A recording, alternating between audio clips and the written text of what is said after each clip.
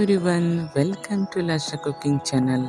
ನಾನಿವತ್ತು ನಿಮಗೆ street style veg fried momos ಮಾಡೋದನ್ನು ತೋರಿಸ್ಕೊಡ್ತಾ ಇದ್ದೀನಿ.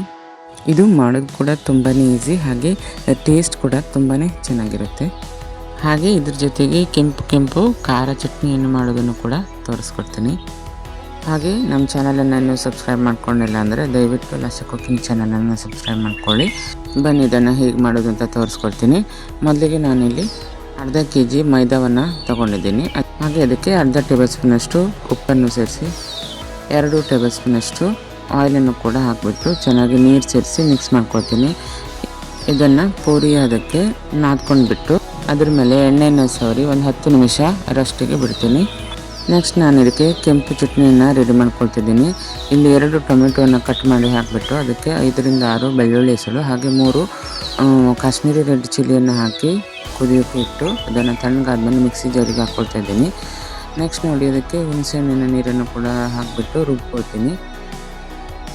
ನೆಕ್ಸ್ಟ್ ಇಲ್ಲಿ ನಾನು ಒಂದು ಪಾತ್ರೆಯನ್ನು ತಗೊಂಡು ಅದಕ್ಕೆ 1 ಟೇಬಲ್ ಸ್ಪೂನಷ್ಟು ಎಣ್ಣೆಯನ್ನು ಸೇರಿಸಿ ರುಬ್ಕೊಂಡಿರುವಂತಹ ಚಟ್ನಿ ಮಸಾಲೆಯನ್ನು ಕೂಡ ಅದಕ್ಕೆ ಸೇರಿಸ್ತಾ ಇದ್ದೀನಿ. ಹಾಗೆ ರುಚಿಗೆ ತಕ್ಕಷ್ಟು ಉಪ್ಪನ್ನು ಕೂಡ ಸೇರಿಸಿ ಸ್ವಲ್ಪ ಟೊಮೆಟೊ ಸಾಸನ್ನು ಹಾಕಿಬಿಟ್ಟು ಕುದಿಯೋಕ್ಕೆ ಬಿಟ್ಟಿದ್ದೀನಿ. ಈ ರೀತಿ ಒಂದು ಕುದಿ ಬಂದ ನಂತರ ಅದಕ್ಕೆ ಲಿಂಬು ನೀರನ್ನು ಕೂಡ ಆ್ಯಡ್ ಮಾಡ್ಕೊಳ್ತೀನಿ. ಈ ರೀತಿ ಆ್ಯಡ್ ಮಾಡಿದ್ರೆ ತುಂಬಾ ಸೂಪರ್ ಆದಂಥ ಒಂದು ಖಾರ ಚಟ್ನಿ ರೆಡಿಯಾಗುತ್ತೆ. ಹಾಗೆ ನಾನಿಲ್ಲಿ ವೆಜಿಟೇಬಲ್ಸ್ಗಳನ್ನು ಕೂಡ ಫ್ರೈ ಮಾಡ್ಕೊಳ್ತಿದ್ದೀನಿ.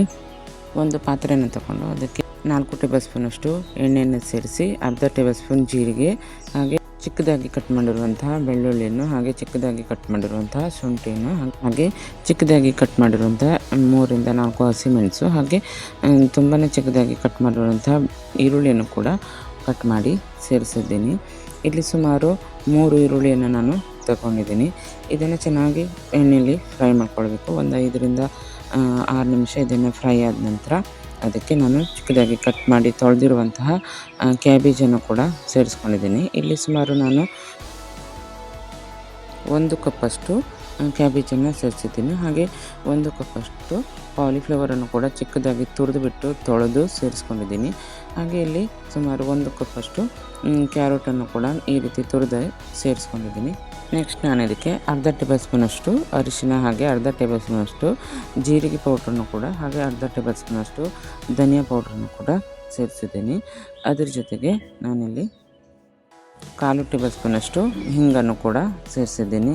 ಇವೆಲ್ಲವನ್ನು ಸೇರಿಸಾದ ನಂತರ ರುಚಿಗೆ ತಕ್ಕಷ್ಟು ಸುಮಾರು 1 ಟೇಬಲ್ ಸ್ಪೂನಷ್ಟು ಉಪ್ಪನ್ನು ಕೂಡ ಸೇರಿಸಿದ್ದೀನಿ. ಹಾಗೆ ಅದ್ರ ಜೊತೆಗೆ ಇಲ್ಲಿ ನಾನು ಪೊಟೊಟೊವನ್ನು ಕೂಡ ತುರಿದ್ಬಿಟ್ಟು ಅದನ್ನು ನೀರಲ್ಲಿ ಹಾಕಿ ಅದನ್ನು ಗಟ್ಟಿಯಾಗಿ ಹಿಂಡಿಬಿಟ್ಟು ಇದಕ್ಕೆ ಸೇರಿಸ್ಕೊಂಡಿದ್ದೀನಿ.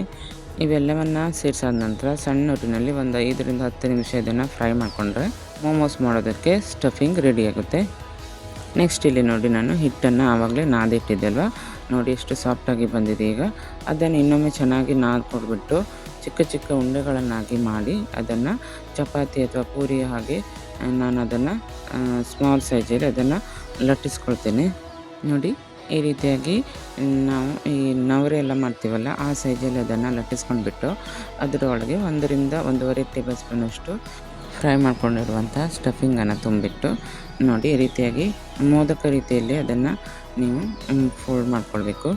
ಇದನ್ನು ತುಂಬ ಡಿಫ್ರೆಂಟಾಗೂ ಕೂಡ ಫೋಲ್ಡನ್ನು ಮಾಡ್ತಾರೆ, ಬಟ್ ನಾನಿಲ್ಲಿ ಒಂದು ವಿಧಾನದಲ್ಲಿ ನಿಮಗೆ ತೋರಿಸ್ತಾ ಇದ್ದೀನಿ. ನೋಡಿ ಈ ರೀತಿ ಮೋದಕ ಶೇಪಲ್ಲಿ ಅದನ್ನು ಹೂರಣವನ್ನು ತುಂಬಿಟ್ಟು ಈ ರೀತಿಯಾಗಿ ಎಲ್ಲವನ್ನು ರೆಡಿ ಮಾಡ್ಕೊಳ್ಬೇಕು. ನೋಡಿ ಎಲ್ಲವನ್ನು ನಾನು ಇದೇ ರೀತಿ ರೆಡಿ ಮಾಡಿಬಿಟ್ಟು ಒಂದು ಪ್ಲೇಟಲ್ಲಿ ಇಡ್ತಾ ಹೋಗ್ತೀನಿ. ನೆಕ್ಸ್ಟ್ ಇನ್ನೊಂದನ್ನು ಕೂಡ ನೋಡಿ ಇದೇ ರೀತಿಯಾಗಿ ರೆಡಿ ಮಾಡ್ಕೊಳ್ತಿದ್ದೀನಿ. ಈ ರೀತಿ ಫೋಲ್ಡ್ ಮಾಡಿಬಿಟ್ಟು ಅದನ್ನು ನಾವು ಒಂದು ಪ್ಲೇಟಲ್ಲಿ ಎಲ್ಲವನ್ನು ಇಟ್ಕೊಂಡ್ಬಿಟ್ಟು ನೆಕ್ಸ್ಟ್ ಅದನ್ನು ಎಣ್ಣೆಯಲ್ಲಿ ಫ್ರೈ ಮಾಡೋದಕ್ಕೆ ನಾನಿಲ್ಲಿ ಒಂದು ಪಾತ್ರೆಯನ್ನು ತಗೊಂಡು ಅದಕ್ಕೆ ಸುಮಾರು 1/2 ಲೀಟ್ರಷ್ಟು ಎಣ್ಣೆಯನ್ನು ಸೇರಿಸಿದ್ದೀನಿ. ಎಣ್ಣೆ ಕಾದ ನಂತರ ಒಂದೊಂದಾಗಿ ನಾನು ಈ ರೀತಿ ಮೋಮೋಸನ್ನು ಇಡ್ತಾ ಹೋಗ್ತಾಯಿದ್ದೀನಿ. ಇದು ಒಂದು ಸೈಡ್ ಬೆಂದ ನಂತರ ಇನ್ನೊಂದು ಸೈಡ್ ನಾನು ಇದನ್ನು ಟರ್ನ್ ಮಾಡ್ತಾಯಿದ್ದೀನಿ. ನೋಡಿ ಕಲರ್ ಚೇಂಜ್ ಆಗ್ತಾ ಬಂದಿದೆ ಅಲ್ವ, ಆವಾಗಲೇ ಇದನ್ನು ಟರ್ನ್ ಮಾಡಬೇಕು. ಈ ರೀತಿಯಾಗಿ ಇದನ್ನು ಕುಕ್ ಮಾಡ್ಕೊಂಡ್ಬಿಟ್ಟು ಒಂದು 2 ರಿಂದ 3 ನಿಮಿಷ ಇದನ್ನು ಮೀಡಿಯಮ್ ಫ್ಲೇಮಲ್ಲಿ ಇದನ್ನು ಫ್ರೈ ಮಾಡ್ಕೊಳ್ಬೇಕು. ನೋಡಿ ಈ ರೀತಿ ಫ್ರೈ ಆದ ನಂತರ ನಾವು ಅದನ್ನು ಒಂದು ಪ್ಲೇಟಿಗೆ ಅದನ್ನು ತೆಗೆದಿಟ್ಕೊಳ್ಬೇಕು. ನೋಡಿದ್ರಲ್ವ ಮನೆಯಲ್ಲೇ ಹೀಗೆ ವೆಜ್ ಫ್ರೈಡ್ ಮೋಮೋಸನ್ನು ಈಸಿಯಾಗಿ ಮಾಡ್ಕೊಳ್ಬೋದು ಅಂತ. ಈ ರೆಸಿಪಿ ಇಷ್ಟವಾದರೆ ನೀವು ಕೂಡ ಮನೇಲೊಮ್ಮೆ ಟ್ರೈ ಮಾಡಿ ಅಂತ ಹೇಳ್ತಾ, ನಮ್ಮ ಲಾಸಿ ಕುಕಿಂಗ್ ಚಾನಲನ್ನು ನೀವು ಲೈಕ್ ಮಾಡೋದನ್ನು ಕೂಡ ಮರಿಬೇಡಿ. ಹಾಗೆ ನಿಮ್ಮ ಫ್ರೆಂಡ್ಸ್ ಆ್ಯಂಡ್ ಫ್ಯಾಮಿಲಿಗೂ ಕೂಡ ಶೇರ್ ಮಾಡೋದನ್ನು ಮರಿಬೇಡಿ.